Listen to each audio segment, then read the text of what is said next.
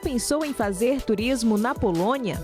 Mesmo não sendo um dos destinos mais cobiçados entre os turistas brasileiros, o país reserva roteiros cheios de cultura, história e tradições. Por todos os cantos, é possível visitar cidades que durante a Segunda Guerra Mundial foram bombardeadas e que ainda guardam memórias do regime nazista em suas construções. Mas não pense que o destino guarda só lembranças tristes. Por lá, encontramos lugares vibrantes e com muita história para contar. Um país cheio de curiosidades e surpresas.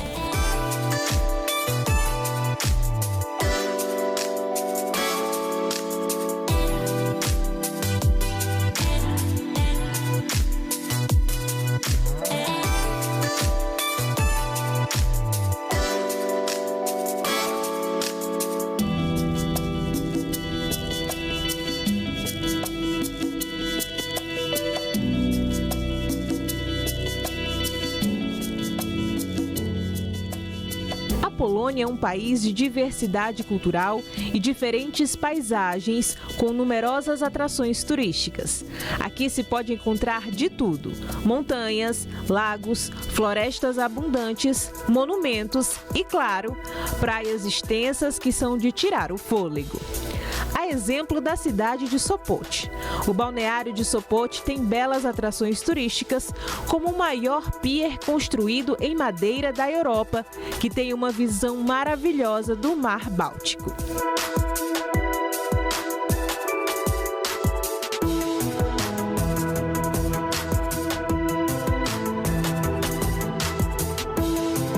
O local é um dos mais procurados pelos poloneses, e não é para menos.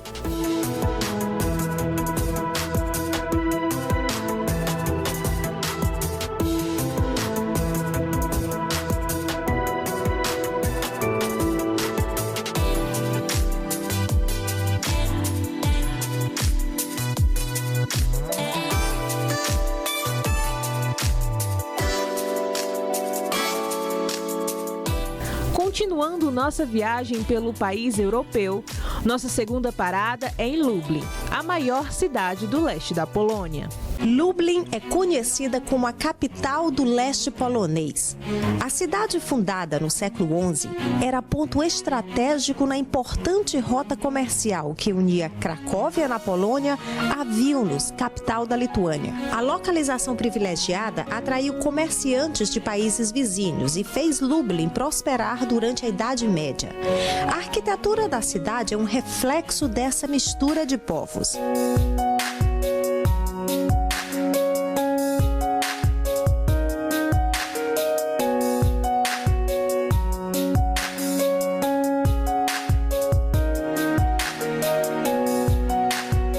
Era cercada por uma muralha, forma de proteção muito comum nas cidades medievais. Embora a muralha tenha sido destruída ao longo dos anos, algumas partes importantes resistiram à ação do tempo, guerras e invasões. O portão Cracóvia, uma das entradas para a cidade antiga, foi conservado.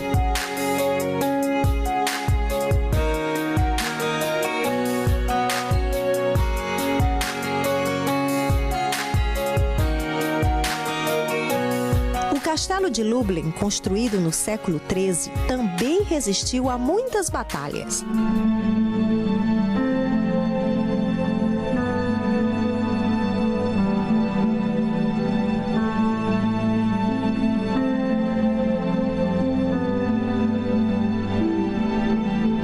Em 1831, o castelo foi transformado em prisão.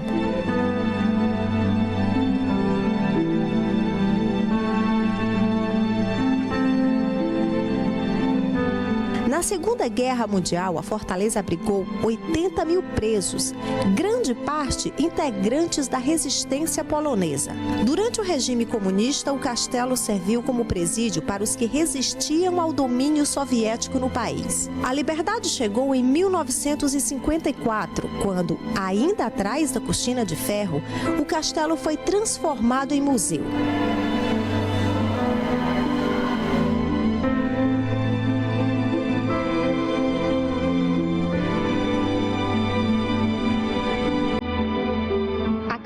do Castelo, ou Igreja da Santíssima Trindade, é um dos mais belos exemplos da arte bizantina na Europa.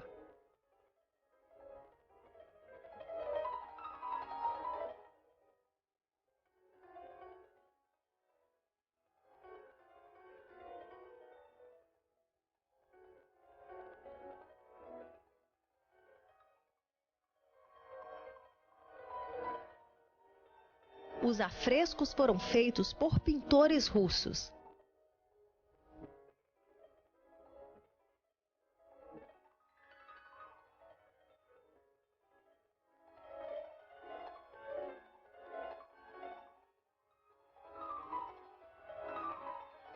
O teto, colunas e paredes contam a história da vida de santos, de Jesus e da paixão de Cristo.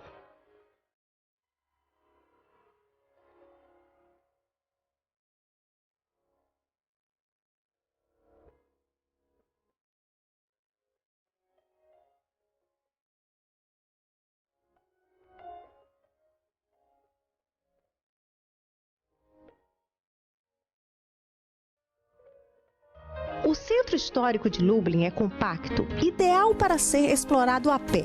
A Praça do Mercado é o centro da cidade velha.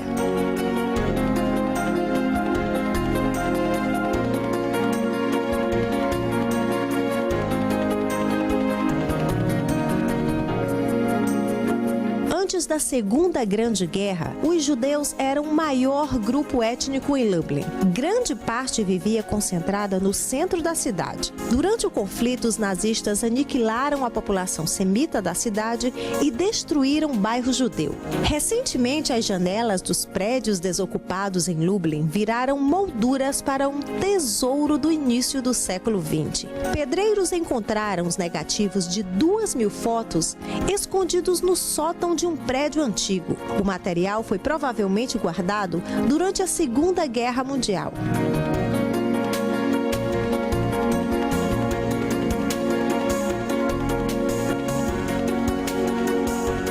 As fotos foram feitas no centro de Lublin e mostram cenas do dia a dia de habitantes da cidade no começo do século passado. Infelizmente, o autor não foi identificado, mas a obra dele tem um grande valor histórico e sentimental para a população de Lublin.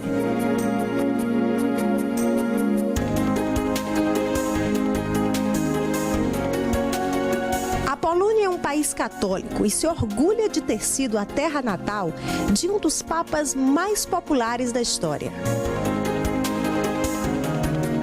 Um dos habitantes mais famosos da cidade foi o Papa João Paulo II. Ele não nasceu aqui, mas durante muito tempo ele foi professor da Universidade de Lublin. E hoje a universidade é chamada de Universidade Católica. É impossível andar por Lublin e não encontrar uma estátua, uma placa ou foto do Papa polonês.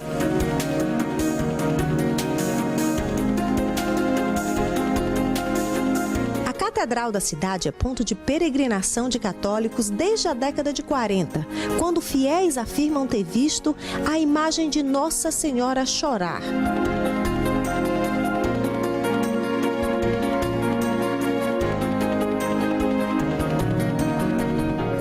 Perto da Santa Milagrosa, como acreditam os católicos, está a imagem do Papa, que sempre foi tratado como santo pelos poloneses, mesmo antes da canonização.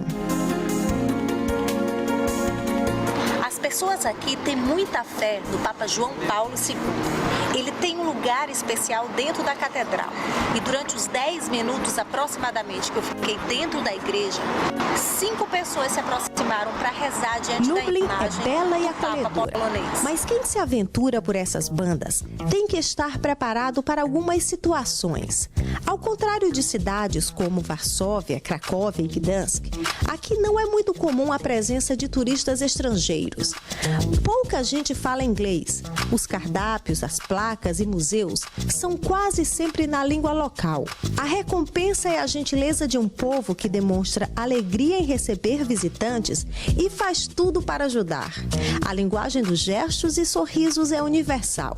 Viajar para cidades, digamos, menos conhecidas, desperta o prazer do descobrimento, de estar em um lugar que ainda conserva sua originalidade, sem maquiagens ou arapucas para os visitantes. A vantagem é poder andar sem encontrar multidões de turistas se acotovelando por uma foto. Não precisar aturar garçons zangados e restaurantes lotados. Poder apreciar a cultura, a história, a arquitetura e a culinária de um povo tranquilamente, saboreando a descoberta. Se essa é a sua praia, bem-vindo a Lublin.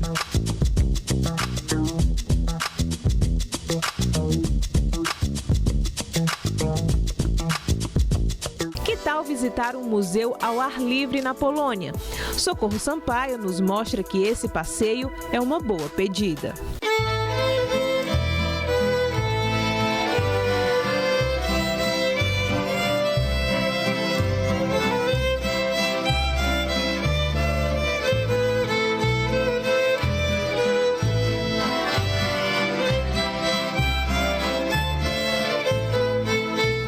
Lazer, cultura e arquitetura. O Passaporte Meio Norte visita agora o Museu ao Ar Livre em Lublin, na Polônia. O museu reproduz a vida rural na Polônia ao longo de vários séculos. As construções foram trazidas de diferentes partes do país e montadas ao longo dos 27 hectares do museu.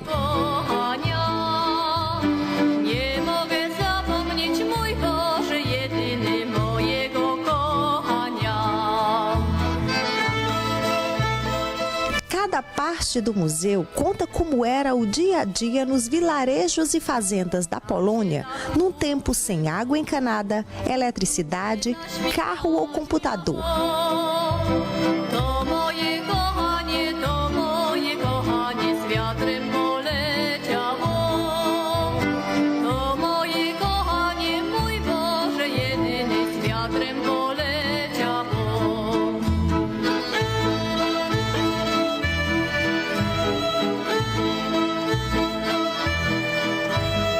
Esta é a construção mais antiga do museu.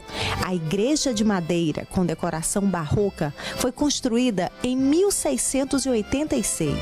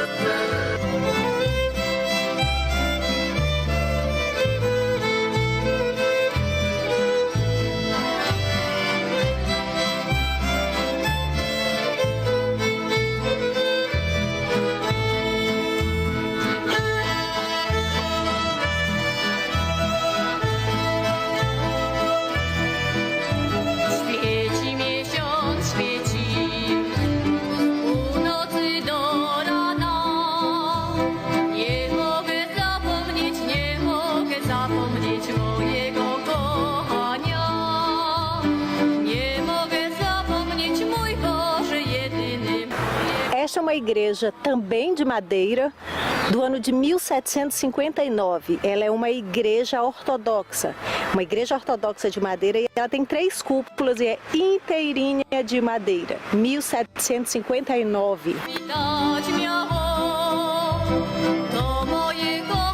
As 3 cúpulas da igreja, que conserva ainda, gente, o seu interior original.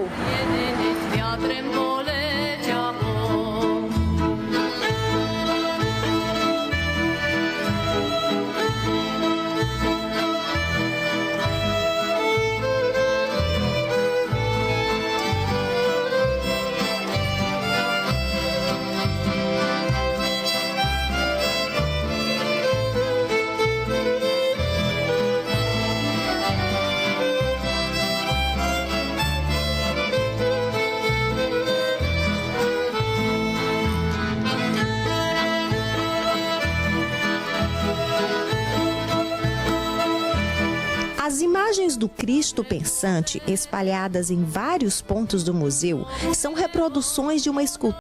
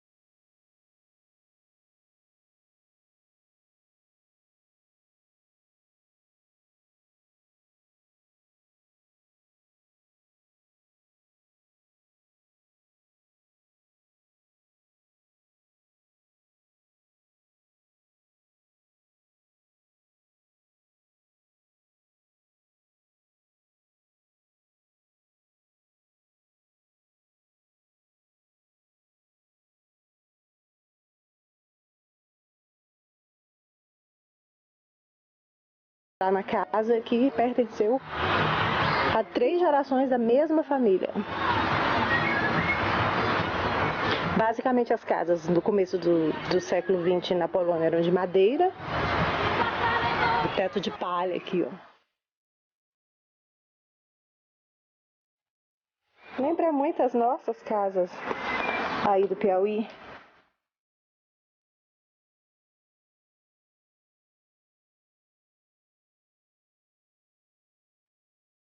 Pilão, onde eles pilavam os grãos.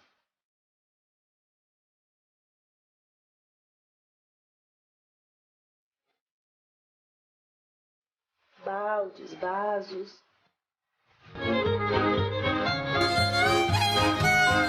Um forno a lenha, claro, em 1900, não poderia ser diferente. Vamos aqui o quarto. Isso aqui é uma típica casa do começo do século XX na Polônia. E como sempre, a tradição religiosa do país, muitos santos, muitas imagens de santos nas paredes. O que chama atenção é o tamanho das camas, mas as pessoas eram menores, né? Então por isso, olha a cama, pequena e bem estreita. Esta casa foi construída em 1900 e pertenceu a 3 gerações da mesma família. No verão e na primavera, eles se dedicavam na fazenda. Eles tinham uma fazenda, aqui também a gente pode ver o pequeno jardim da casa. E no inverno, os homens da família se dedicavam à arte de fazer cerâmica. Era isso que eles faziam durante os longos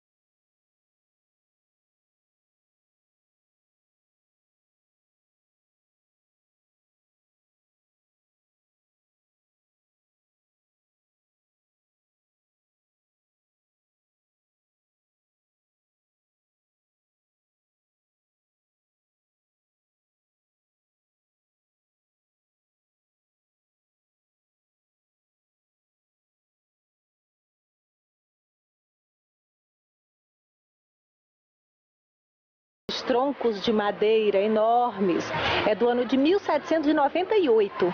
Aqui morava uma família rica que se ocupava principalmente da produção de mel.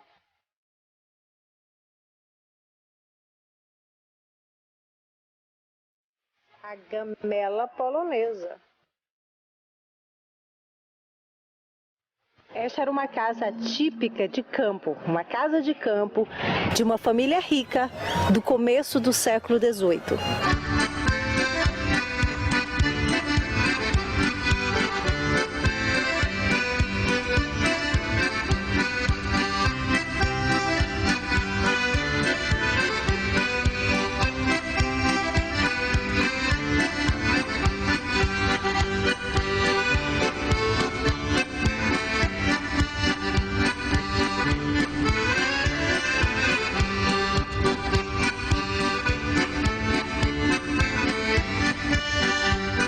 Aqui um exemplo de como eram as cabines telefônicas aqui na Polônia. Esta é toda de madeira, olha só. Inteirinha, você vem aqui, abre e olha lá o telefone. Isso aqui tem que ser bom para os dias frios, hein?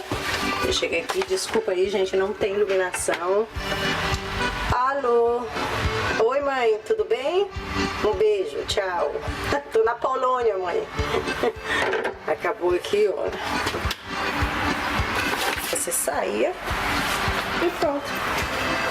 Muito linda a cabine telefônica aqui da Polônia.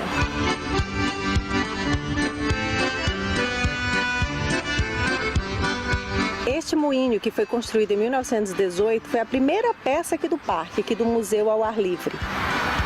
Ele foi trazido de uma fazenda e colocado aqui. E foi criado, foi construído em 1918.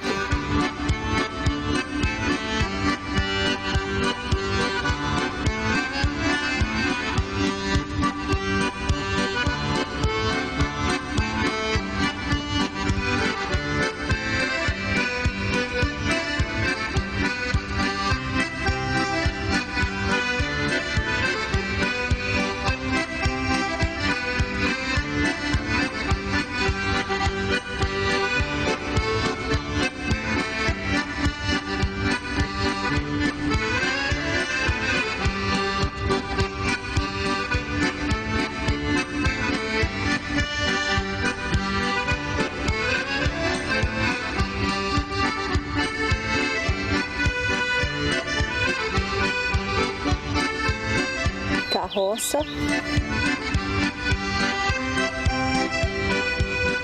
Os equipamentos para arar a terra.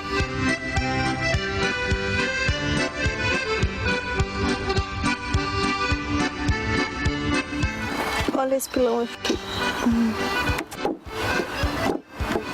Que mão de pilão pesada. Nossa. Nossa.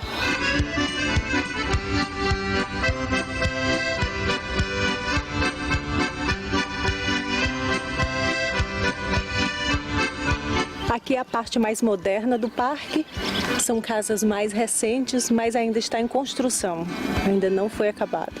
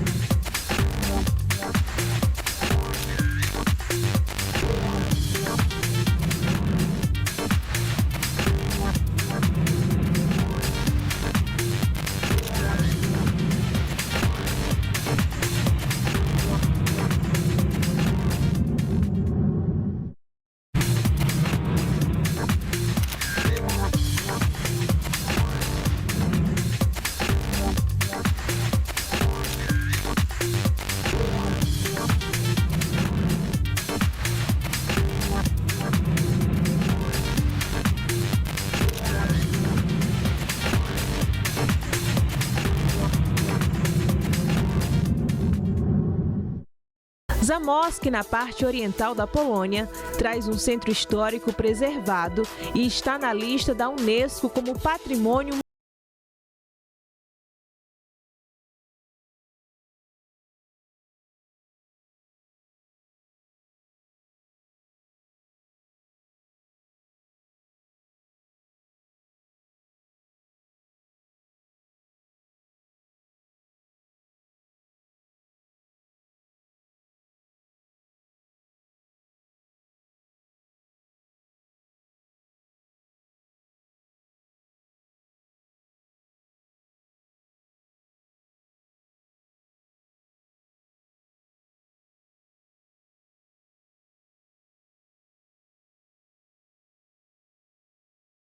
Zamość começou no século XVI, quando um chanceler polonês decidiu fundar uma cidade num pedaço de terra que possuía na rota comercial entre a Europa do Norte e o Mar Negro. Para realizar o desejo, ele contratou um arquiteto italiano. Os desenhos de Bernardo Morando resultaram na criação de uma das mais belas cidades renascentistas do mundo, considerada Patrimônio Mundial da Humanidade pela Unesco.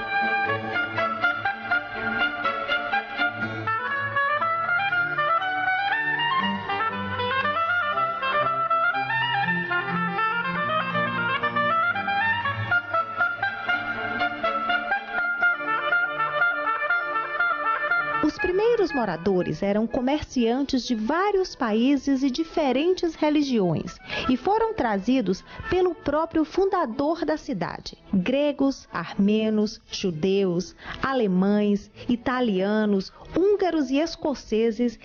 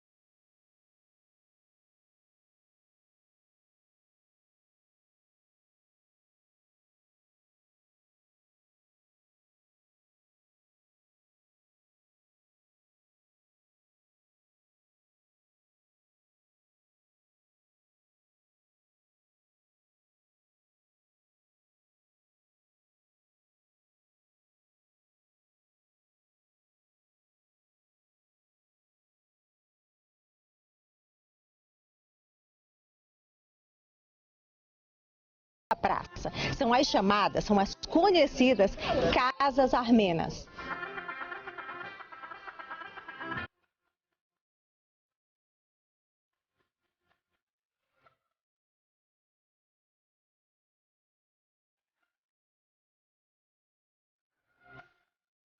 As casas pertenceram a comerciantes da Armênia que se estabeleceram em Zamość. A Casa Verde foi desenhada pelo mesmo arquiteto que projetou a cidade.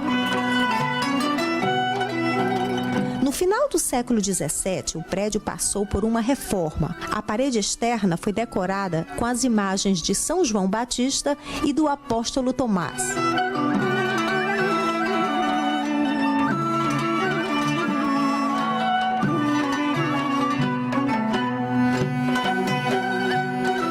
A Casa Vermelha é a mais antiga. A figura do anjo Gabriel segurando um lírio foi colocada na fachada para proteger a residência contra o mal.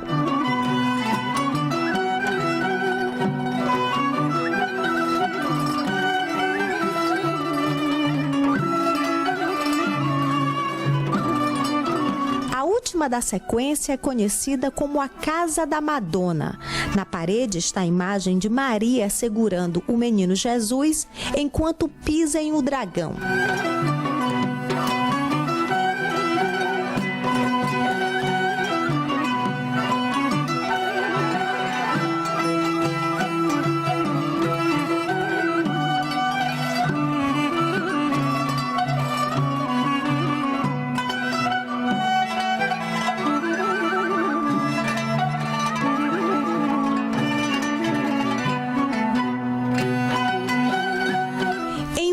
outro lado da praça, um comércio desafia o tempo, guerras e crises financeiras. Esta farmácia, fundada em 1609 por um professor de medicina da Universidade de Zamość, funciona há mais de 400 anos sem interrupções.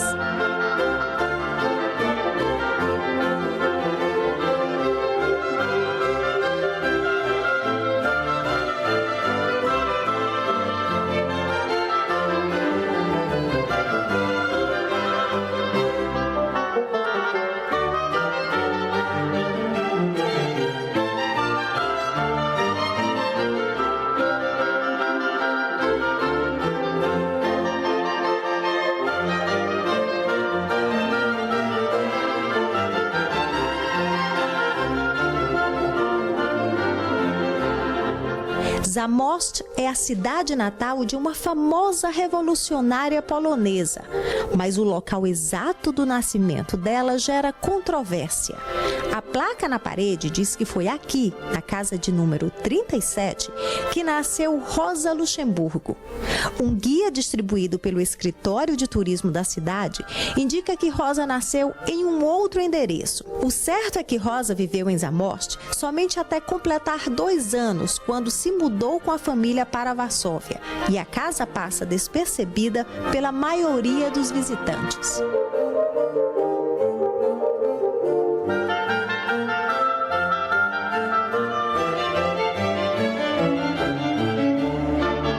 Zamość tem pouco mais de 60 mil moradores e atrai turistas principalmente durante os meses de primavera e verão. A maioria dos visitantes é do próprio país. Isso prova que os poloneses valorizam a prata da casa e pretendem manter o lugar em segredo enquanto puderem.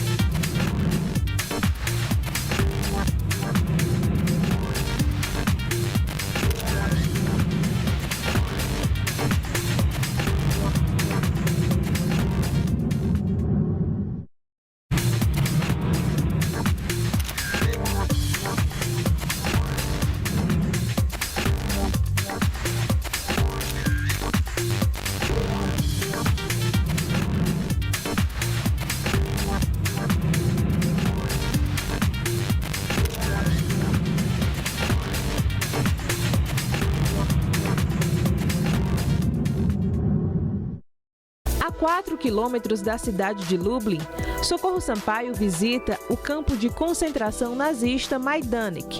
O local foi construído durante a Segunda Guerra Mundial.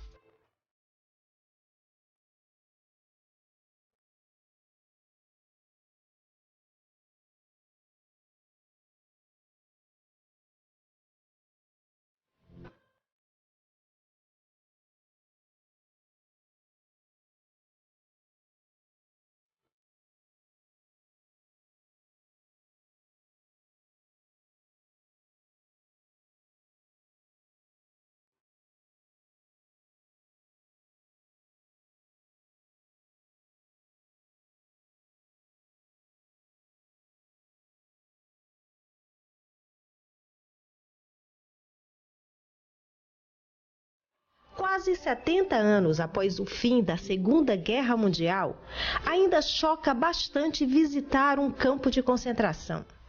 Lugares como este foram idealizados para matar e queimar seres humanos. Durante a Segunda Grande Guerra, os alemães exterminaram mais de 10 milhões de pessoas. Quase 6 milhões delas eram poloneses, segundo o Instituto de Memória Histórica do país.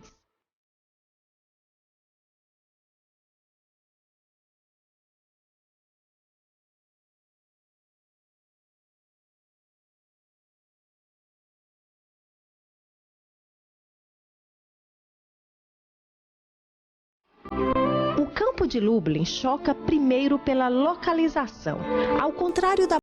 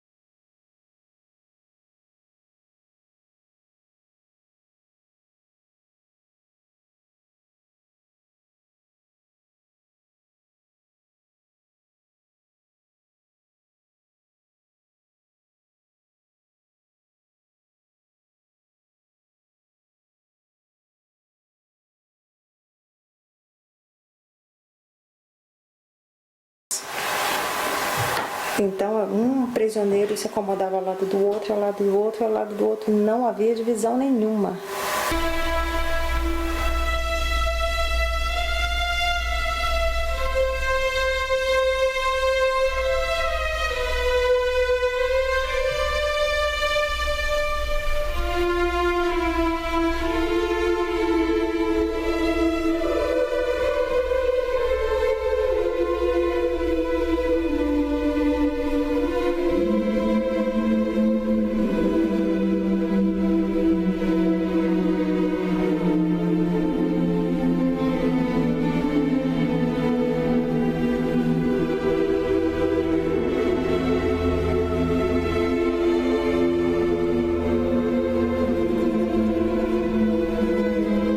Durante os 3 anos de funcionamento do campo, 78 mil pessoas morreram aqui.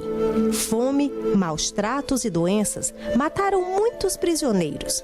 Mas nada se compara ao terrível poder da máquina de aniquilação criada pelos nazistas, as câmaras de gás.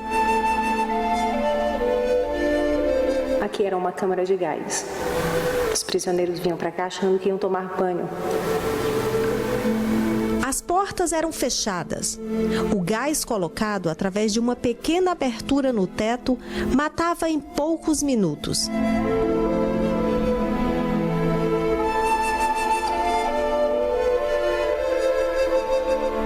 Os que escapavam da morte ao chegar enfrentavam sempre o mesmo ritual. Primeiro eles tinham os cabelos raspados, ficavam despidos e eram conduzidos para a sala de banhos. Dessa vez, banho de verdade. É impressionante, mas a gente ainda consegue sentir o cheiro de desinfetante muito forte aqui.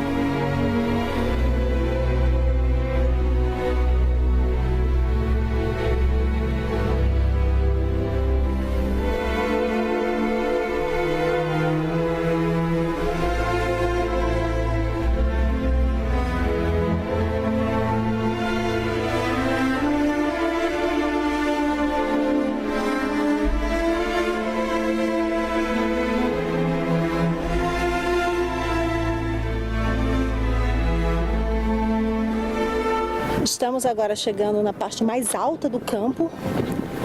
Neste local aqui, os prisioneiros eram executados e os corpos eram jogados na vala. Também os prisioneiros que morriam no campo por outros motivos, principalmente por doenças como tuberculose ou tifo, os corpos também eram trazidos para cá.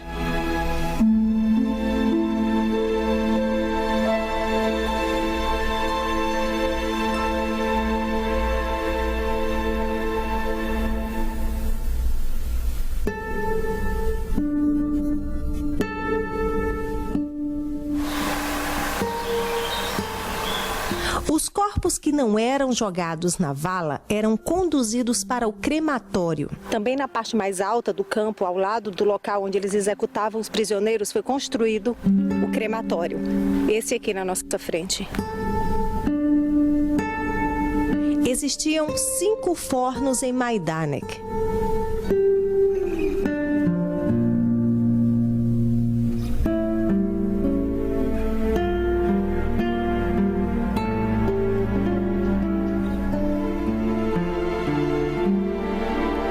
No crematório, os nazistas construíram 2 salas para armazenar os corpos à espera da cremação e até uma mesa para autópsia, onde funcionários profanavam os corpos à procura de objetos de valor. As cinzas dos prisioneiros eram usadas como fertilizante.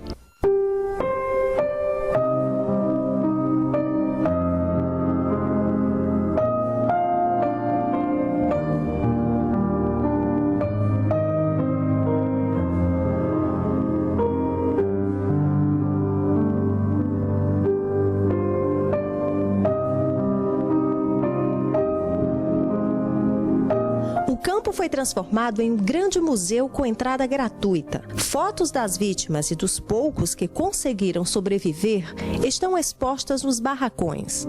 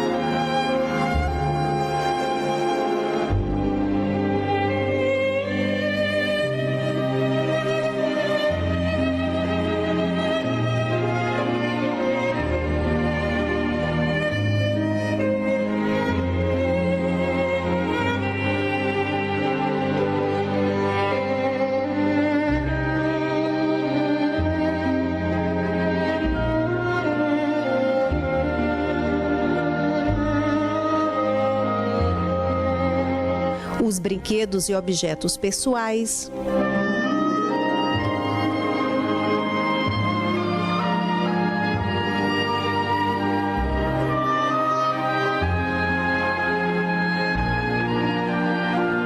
As roupas e os triângulos que identificavam os grupos de prisioneiros.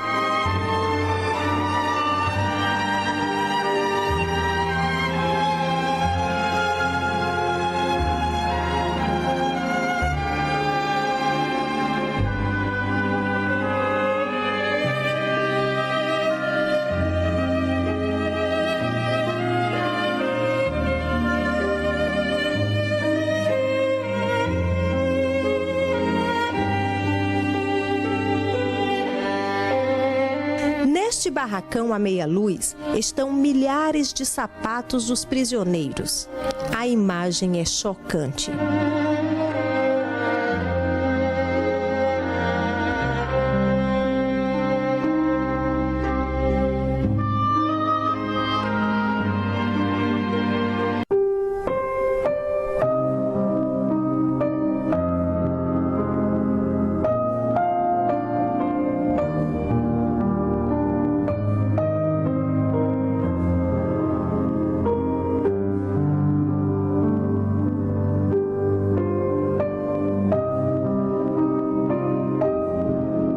alguns prisioneiros conseguiam expressar a tristeza e o sofrimento dos campos através da arte.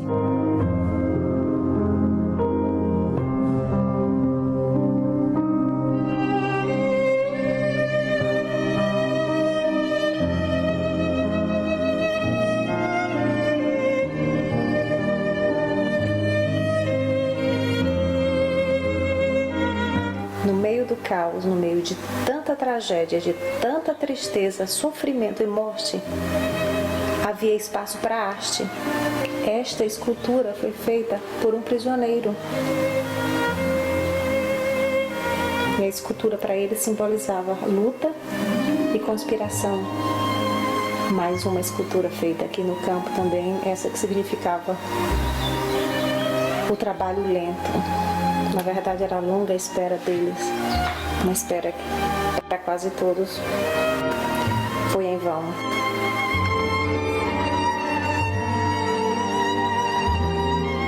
Esta coluna também foi construída por prisioneiros e representava a liberdade. Dentro dela foram colocados secretamente objetos pessoais dos detentos. Ela só foi concretizada porque os dirigentes do campo acreditaram que a escultura simbolizava a Alemanha nazista.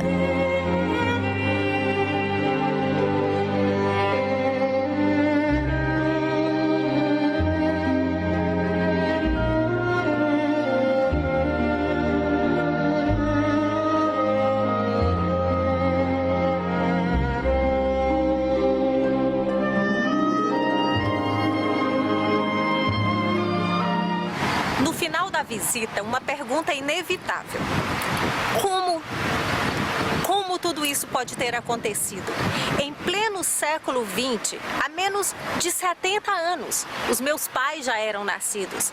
De repente, os seus pais ou os seus avós também já haviam nascido. Como tudo isso pode ter acontecido aqui na Europa? E a gente também tem outra pergunta que é inevitável no final da visita. Quantos horrores iguais a esse continuam existindo no nosso mundo atual?